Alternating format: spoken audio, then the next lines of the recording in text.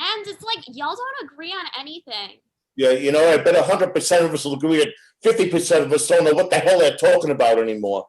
And it's been this way before. Just look at how the acts of our own government split us up before, especially with the wars we've had, right? Yeah, hey, remember those papers that snuck out of the Pentagon that showed our leaders got 50,000 of our soldiers killed in Vietnam after they predicted we were going to lose the war?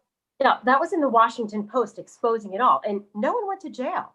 And now the Washington Post wants to send Julian Assange to jail for exposing the same kind of corruption that they exposed. And those were war crimes committed against our own troops. Yeah, and the whole reason we went to war in the first place is because someone made up a story about our warships being attacked by the North Vietnamese. A made-up story. Remember that? I remember that. That was just an excuse to go to war and have 50,000 killed. 50,000? Do you hear what I'm saying? 50,000? Like the weapons of mass destruction. They got us into Iraq. Fathers, sons, and daughters giving their lives on a whim. Yeah, Jimmy Coffey. Man, he was the toughest kid in our high school. He returned home in a flag-draped casket.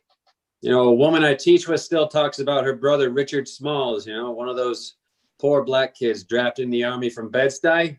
Never heard of Vietnam, never came back. They drafted poor kids and black kids who to them were expendable. Yeah, but you know what? I had a friend of mine back home named Chris Silleroy. This kid had his future laid out in front of him. He goes one night, volunteers, becomes a commander in an attack boat. You know what happens to him? He gets shot in the goddamn head. I mean, he winds up living a long life with the help of his sister. But here's a guy who thought a hero with lost dreams.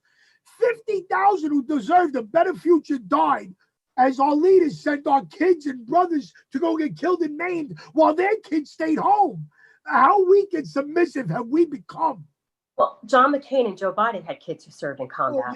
As the Trump kids go on safaris to kill defenseless wild animals using a rifle with a scope. Hey, come on, guys. You're all right. Well, let's focus on the corruption of our government and how we're going to get our voices heard. Well, all this stuff about our wars is about corruption and how they're making money off of lives they just throw away. And no one's held accountable for anything anymore.